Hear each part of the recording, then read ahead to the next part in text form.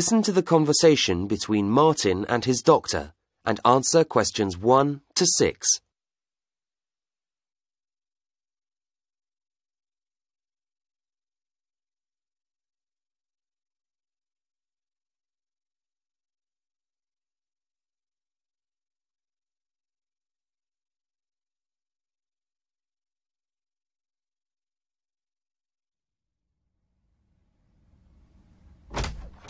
Good morning.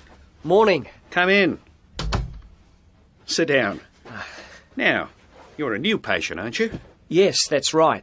OK, so I'd better get some basic details down first. Right, we'll start with your name. Martin Hansen. Do you spell that S-O-N or S-E-N? Hansen.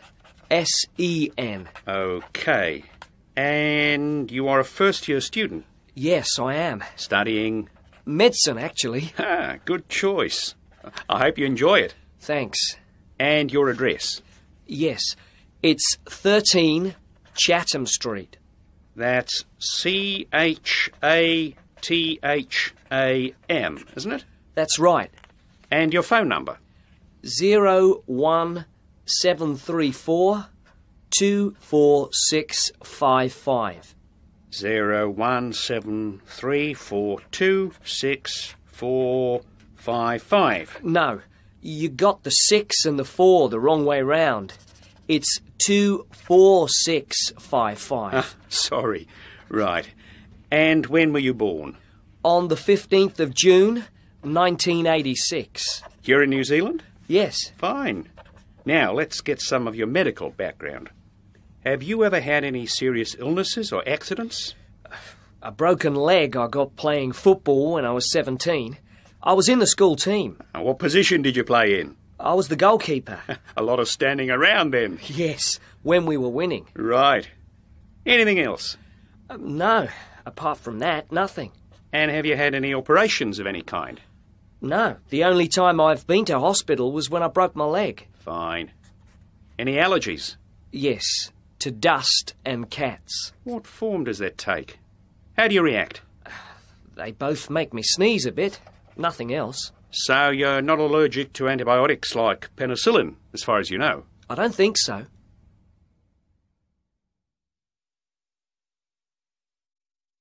Before the conversation continues, you have some time to look at questions 7 to 10.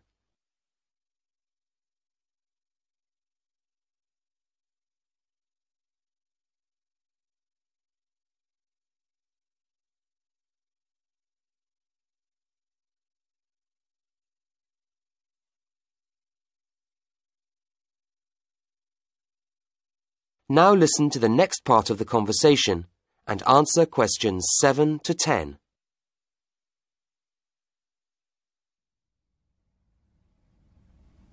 Good.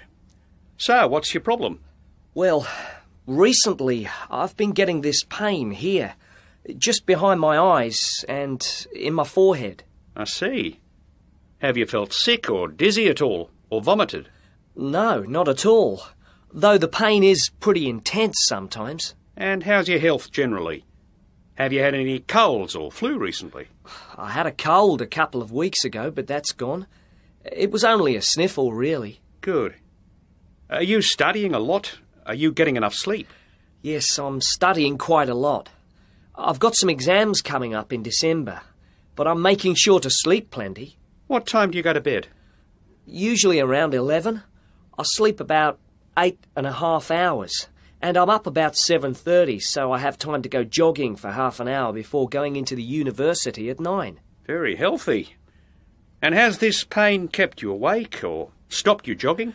Yes, it makes getting to sleep harder. It's much worse at the end of the day. I hardly notice it in the morning. What about food? Are you eating properly? I think so. My girlfriend cooks my meals. Right. And you wear glasses? No. Uh-huh. When did you last visit an optician? I don't remember. When I was a child, I suppose. OK. Well, I think first you should get that done again, just to make sure it's not the cause. In the meantime, take an aspirin or 2 when you're in pain, and come and see me again in a week. Ask the receptionist to give you an appointment with the optician. He is here on Tuesday and Thursday mornings.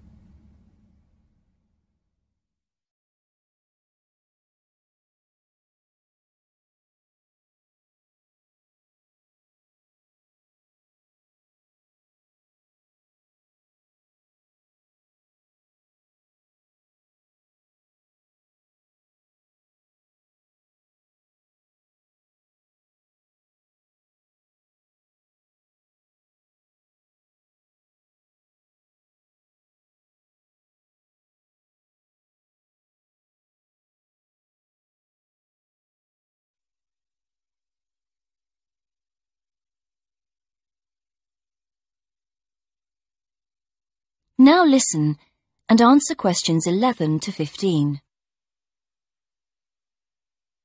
Good evening. I'm here to tell you about the Hunterian Museum in London, which is part of the Royal College of Surgeons. Although a medical museum, it is open to the general public. The museum specialises in the history of the study of anatomy, and especially the work of John Hunter in the 18th century. If you would like a free guided tour of the museum, then come along at 1 o'clock any Wednesday. Spaces on the tour are limited to 25 though, so it's best to reserve a place by phone, and these tours are for individual members of the public, families and small groups of friends only. Tours for groups of school students can also be arranged, and these are also free of charge. Teachers are encouraged to make a donation of around £3 per student if they can afford it, but this isn't obligatory. What teachers must do, however, is phone to agree a time in advance, as only one school party is allowed in at a time. Then there's an online booking form which you can use to confirm the booking. Or just send a letter if you prefer. For older students and adult groups, we provide more specialised tours, and these cost £100 for a short tour of 30 minutes, or if you want a slightly longer one, it's £130 for 45 minutes. There is a student discount, however, so college groups would pay £75 for the shorter tour, for example. In terms of facilities available at the museum, teachers and others should bear in mind that space is very limited. As we're in the centre of London, with many cafes and restaurants nearby, refreshments aren't sold on site, though there is a small shop selling souvenirs. Most of the things on show in the museum are preserved animal specimens in glass cases, so there are no interactive displays aimed at small children. And our tours are only in English, although there is printed material available in other major languages on request. There's also a lecture room, which groups can book for an extra charge, and this is equipped with PowerPoint projector and microscopes. Before you hear the rest of the presentation, you have some time to look at questions 16 to 20.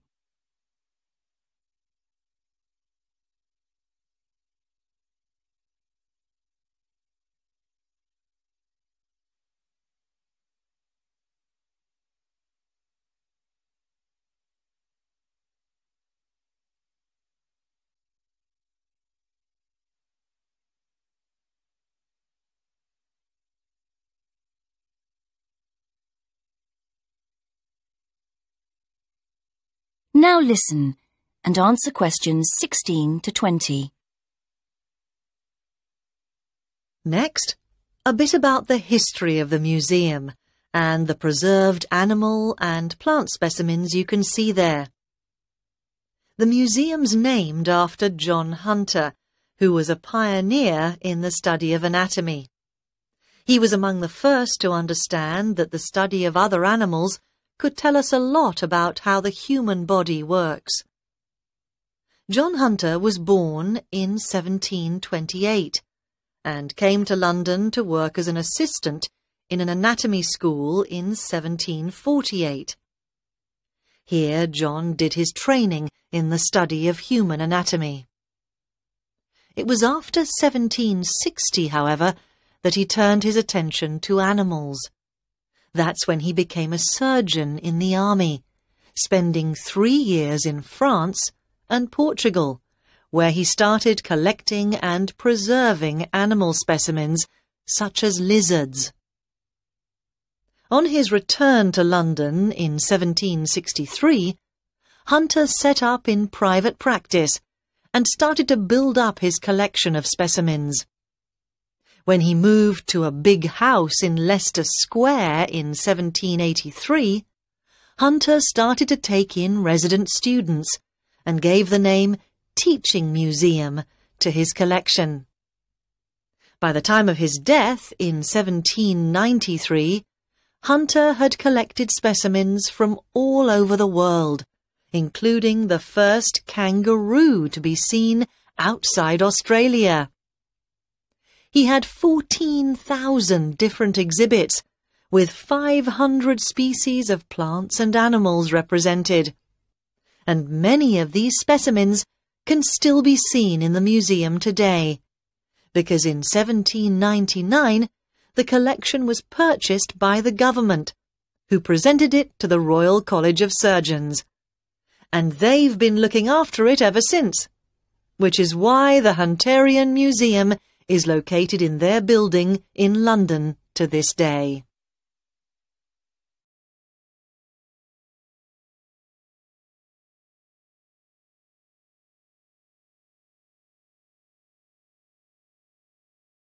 Section 3.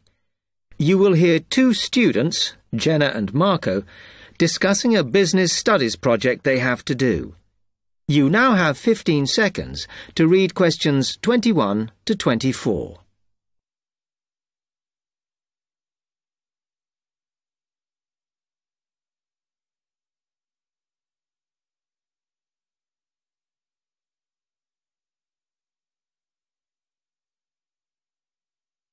Come on, Marco. We've got to get on and sort out this project for Professor Buckley.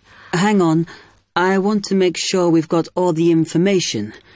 Now, where are we?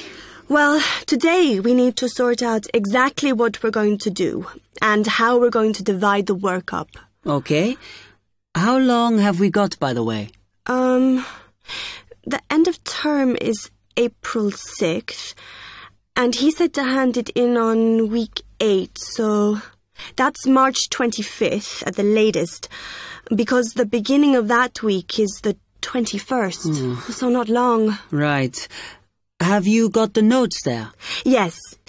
He wants us to do a fairly small-scale study, like the last one, on whether or not businesses were offering more benefits to staff. And we've now got to look at the rise in older workers. It should be fairly straightforward. Yeah, as long as we keep it small. Who's marking it? I don't know. Sometimes he gets the PhD students to mark it for him. Oh, actually, it just says here, a senior lecturer. I suppose it's too much for Professor Barclay to do them all. Yeah. Anyway, how are we going to go about this? Well, we have to decide how big we want it to be and who... Yeah, but I think we must sort out a timetable for the project. Otherwise, nothing will get done. Okay.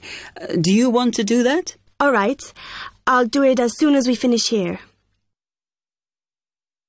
You now have 15 seconds to read questions 25 to 27.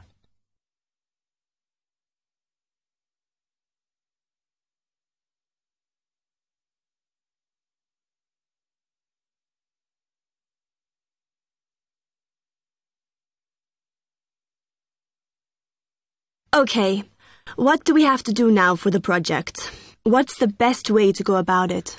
Well, Professor Carter suggested we set up a focus group to get some in-depth interviews, but I think that'll take a lot of time. Yeah, I agree. If we did a focus group, we'd have to spend time deciding who to include in it, and it's not necessary to do one anyway. Oh, fine. And if you agree, I think we should get in touch with the businesses on the list Professor Carter gave us and ask them if they're prepared to participate. Sounds good. Then we can go there, give them questionnaires and collect them later. Exactly. Okay.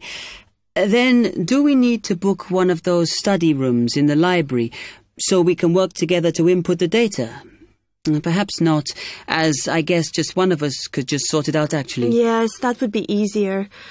A lot of what we're doing is qualitative, so it'll be writing up rather than statistics. No software for that, I'm afraid. And I think it would look better if we had actual shots of some of the staff, because we're citing appearance as a factor in employability, aren't we? Yeah, okay. I'll factor that all in when I sort everything out tonight. You now have 30 seconds to read questions 28 to 30.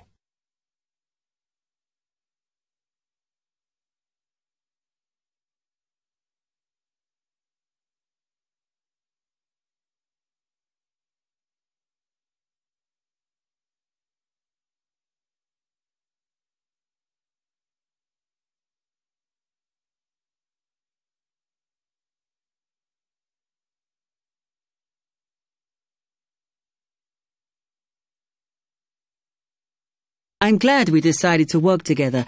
I think it's going to work out well. Yes, well, given that we had to work in pairs on this project, I think we were right to choose each other. We complement each other academically, as we're each good at what the other isn't. In fact, we should have tried working together before. Yes. Now, how shall we split the work? I'll do the analysis, shall I? Oh, okay. It's just that it might be faster, because I'm used to doing it. Although your English is better than mine. I need more practice at reading, really. Okay, I'll do the presentation then, if that's okay with you. Yeah, sure. I don't mind speaking in public, but I hate preparing all the notes for them. The thing is, the tutor said one person should do the whole presentation, and he said he expects me to do it because I haven't done one yet. No, that's fine. Now, let's see.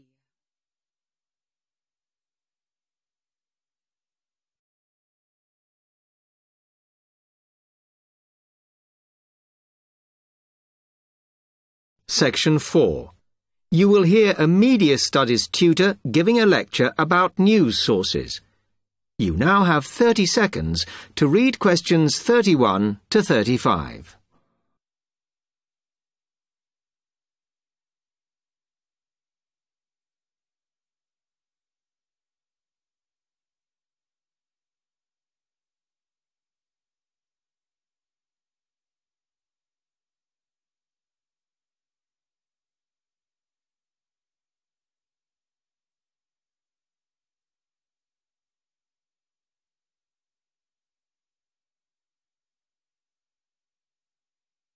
Okay, now many of you will have heard about the predicted death of newspapers, as people increasingly access the TV and the Internet for their news.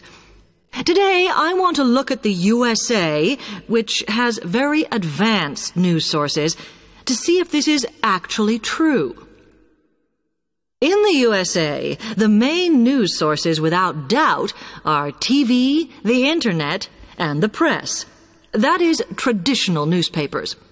And although they are each surviving and growing, they are also changing. Obviously, TV news has been around for a while, and the early evening bulletins, when people get in from work, are very popular. I suppose we traditionally think of the morning newspaper arriving on our doorstep with the daily news.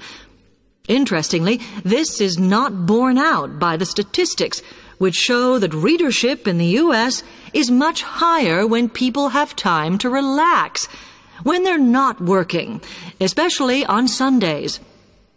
The Internet is also a popular weekend activity, but shows no variation with weekday access. So people are using the different sources in different ways. Interestingly, local radio has been hit less by the grip of quite strong local newspapers than by the Internet, which is seen to offer a better regional service. But just because the Internet is seen as the new force in news media does not mean it is dominant. Television has, of course, been global for a while. But now technological changes, which have fueled the rise of online news, have also allowed newspapers to print and distribute editions across the world. In fact, Internet news, which is seen as the big competitor for traditional markets, does not offer that much variety. Often, the sources are the online versions of the newspapers, whereas television, in order to offer something different, has had to come up with a much more mixed bag of reporting, from hard news to light reports on celebrity events. Another issue is reliability. The Internet is virtually unregulated, so anything can be reported there, whether true or not. Journalists on newspapers have fought a long, hard battle to fight intervention and to retain the freedom of the press. Television, however, is seen as critical to political power and has become subject to harsh controls about what it can or cannot say. You now have 30 seconds to read questions 36 to 40.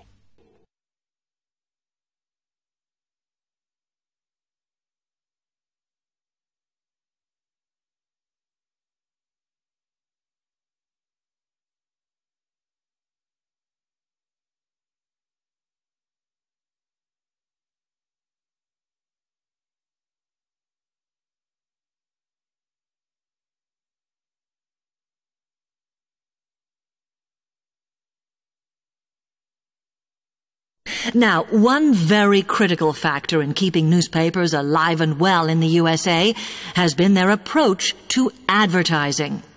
Obviously, newspapers are heavily dependent on advertising revenue, and they have become more and more imaginative in what they offer, in order to make sure that advertisers use them and not other news sources. This has meant that, contrary to popular belief, newspapers now have a significantly higher profit margin than the rest of American industry.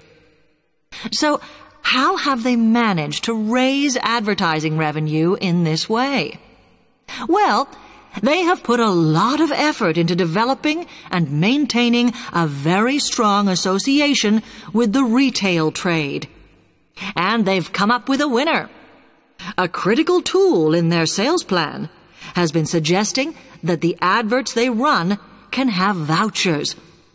This has been enormously effective because they have found that not only do more people buy the paper to get the discounts, but also that this inevitably means much higher sales for the clients who advertised. As well as doing this, the newspapers have also introduced aggressive sales campaigns over the last few years. This has resulted in a significant and continuing rise in the number of advertisers prepared to pay the extra for full-page ads. So, what I would like to move on to